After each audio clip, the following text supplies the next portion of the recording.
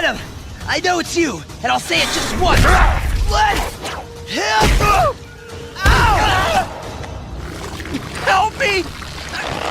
I can't... Yes, we will. Like monster, like son. But anyways, welcome back, true believers and all you spectacular Spidey fans, to another very interesting Marvel's Spider-Man 2 related video. And ever since Marvel's Spider-Man 2 popped up during Summer Game Fest, and I'm sure all of you, have been heavily theorizing as to who exactly is going to be Venom within the game. Given the fact that the game's creative director, Brian Intihar, did directly say that Eddie Brock is not going to be Venom in Marvel's Spider-Man 2. And no, I don't believe that this is going to be an Arkham Knight situation where the developers are straight up lying to our faces before the game even releases, and instead, I'm personally inclined to believe Brian's statements at face value, mainly considering that Insomniac is remaining adamant to fully tell a brand new and original story within their own Spider-Man universe. And in order to do that, despite this character being a fan favorite amongst Spidey fans, myself included, that does mean that we will not see Eddie take up the symbiote within this game. And funny enough, the Summer Game Fest presentation also seemingly debunks another popular theory that has been going around, which I still think would have been really cool to see, is primarily seeing Peter Parker wearing the black suit and have him slowly but surely evolve throughout the course of the game to eventually turn him into Venom. Considering that has happened in the Ultimate Comics, but like we see in the concept art, is Peter and Miles are both fighting Venom directly, meaning that whoever is inside the Venom symbiote at this point in the game couldn't possibly be Peter. And while there is another popular theory going around that Kraven the Hunter might eventually become Venom, I actually think that the answer to this riddle has been staring us right in the face ever since Spider-Man PS4 released. And the more I think about it, even though I do thoroughly love the concept of having Harry become Venom in order to have that best friend rivalry dynamic that we have seen between Peter and Harry in the past, which has taken place in several pieces of Spider-Man media throughout the years, it turns out that we might have been going about this all wrong. Because as it stands right now, the main suspect alongside of Harry Osborne that I personally believe might end up becoming Venom in Marvel's Spider-Man 2 is none other than Norman Osborn.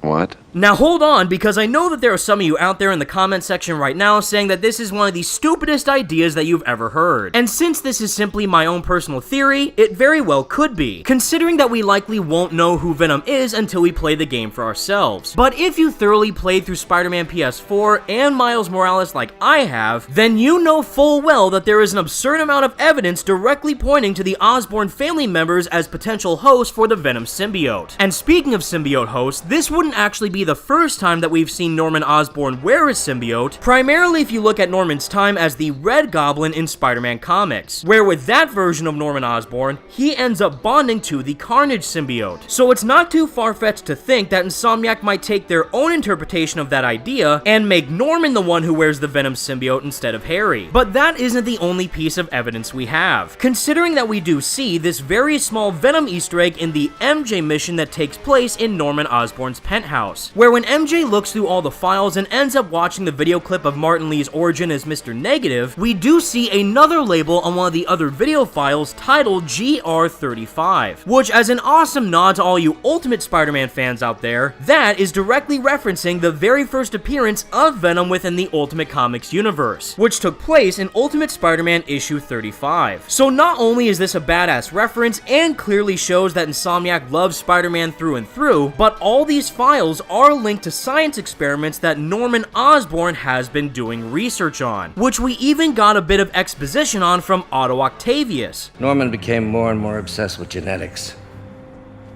He started a project I considered unethical. And there was this...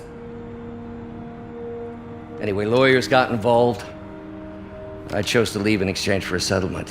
At this point within the timeline of where Marvel's Spider-Man 2 takes place, Norman has pretty much been working years on trying to find a cure for Harry's disease, no matter what the cost. And despite us actually seeing Harry Osborn himself fully encompassed with the symbiote at both of the game's previous post-credit scenes, I've now come to believe that this might be a red herring that Insomniac is leading us on with. Because like we've already seen in the previous Spider-Man games thus far, there always has to be a major twist in regards to the game's narrative narrative, and in this case specifically relating to who the main villain was of each game, where throughout the entire marketing campaign for Spider-Man PS4, Insomniac tried to make us think that Mr. Negative was the game's main villain, where in reality it was Dr. Octopus. And for Miles' game, even though we knew ahead of time that the Tinkerer was going to be the main villain, we didn't know at the time that Insomniac was planning to completely redo Tinkerer's character and make it so that Finn Mason was Miles' childhood friend. So if we're going into Marvel's Spider-Man 2 thinking that Harry Osborne is going to be Venom, that wouldn't leave much room for any type of big plot twist. Whereas if Insomniac decides to make Norman Osborn Venom, that would completely change everything. And in actuality, it might end up making some sense given what we know about Harry Osborn's condition, considering that we directly hear from Peter himself that Harry is still dying.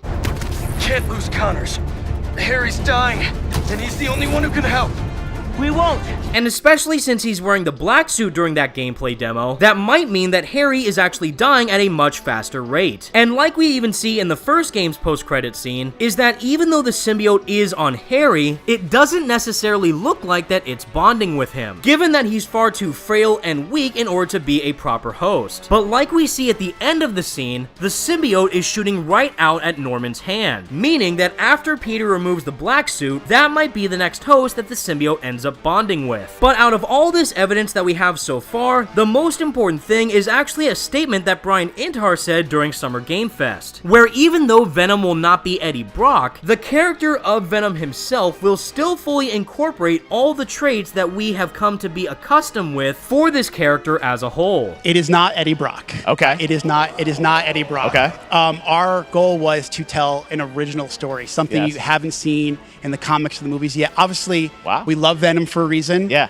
All those things you love about the character are going to be there, but how the story plays out, who is Venom, you have to play the game to see how it goes. Really? Yeah. Wow. Which, in my personal opinion, means that whoever is going to be inside that Venom symbiote is going to have a pure and utter hatred for Spider-Man both in and out of the suit. Presuming that whoever turns into Venom will know at some point during the story that both Peter and Miles are their own individual Spider-Man. But more prominently is that those traits might not end up relating to Harry, considering that both him and Peter are good friends. And Harry wouldn't really have any type of valid reason to hate on Peter or Spider-Man unless Insomniac decides to build that narrative up throughout the game. But for the case of Norman, he might actually end up hating Spider-Man from not only taking away the symbiote from Harry, which is pretty much the only thing that's keeping him alive at this point, but also for not completely getting rid of Dr. Octopus by the end of the first game, considering that Otto made a complete fool of Norman by the very end of Spider-Man PS4's campaign. And if he wants revenge, Norman could very well go after Otto in the raft while wearing the Venom symbiote, which would not only be a great way to reintroduce Doc Ock within Marvel's Spider-Man 2 to see how he's doing within the story, but to also give Norman that sense of rage and hate that Venom is known for. And we can't forget about this billboard that pops up in the concept art where Peter and Miles are fighting Venom in the city, where on the far left of this image, we do see a sign that says the Emily May Foundation, which of course is a combination between Emily Osborne and May Parker, which would absolutely give a far more compelling and personal narrative structure for Marvel's Spider-Man 2, especially given everything that happened during the Devil's Breath incident. But the one question that now remains is, what does this mean for Harry Osborn? Where my original theory is that Harry is going to become Venom in Marvel's Spider-Man 2, who might end up dying at some point near the end of the game, which would then send Norman off the deep end and make him become the Green Goblin, thus putting himself as the main antagonist for the inevitable Marvel Spider-Man 3. But as it currently stands, I actually think that these roles are now going to be reversed, where Peter and Miles might have to end up fighting Norman near the end of the game as Venom, who might accidentally die by Peter and Miles' hands. Well, I guess it's all in day's work for your friendly... Holy shit! Whoa, my god, okay, And if Harry is somehow cured by the end of the game's story, he could potentially see all this happen and end up blaming both of the Spider-Men for killing his father, which in turn might end up sending Harry off the deep end and thus making him become the Green Goblin for the inevitable Marvel Spider-Man 3, which would certainly make sense considering that Harry has in fact been the Green Goblin in several pieces of Spider-Man media in the past. Yes, yes! You betrayed me before, Peter! You stole Mary Jane away! I can't trust you! The real Green Goblin's my friend! Who is he talking about? With his help, I have a chance to get my father back, see? See? Harry is completely flipped out. It all makes sense now. I'm the only one who could hear him because I'm his son. At last, I can earn his respect. And if all this ends up happening, not only would this be an absolutely insane Venom story to see play out while playing the game for ourselves, but it would also keep the story extremely personal to the relationships that Peter has with the Osborne family, considering that the Osborns and Oscorp always seem to be at the root of all the trauma that Spider-Man always has to deal with. But if this is the story that ends up playing out within Marvel Spider-Man 2, then this is definitely gonna be one hell of an unforgettable journey. And with all that said, everybody, that's the video I have for you today, and please let me know your thoughts in the comments section down below. What do you think of the possibility of Norman Osborn becoming Venom in Marvel Spider-Man 2? Let me know what you think. Be sure to leave a like on the video and subscribe to the channel if you did enjoy, and for more Marvel Spider-Man 2 videos like this in the future. Thank you all so much for watching. Stay spectacular, Spidey fans, and until next time, peace out.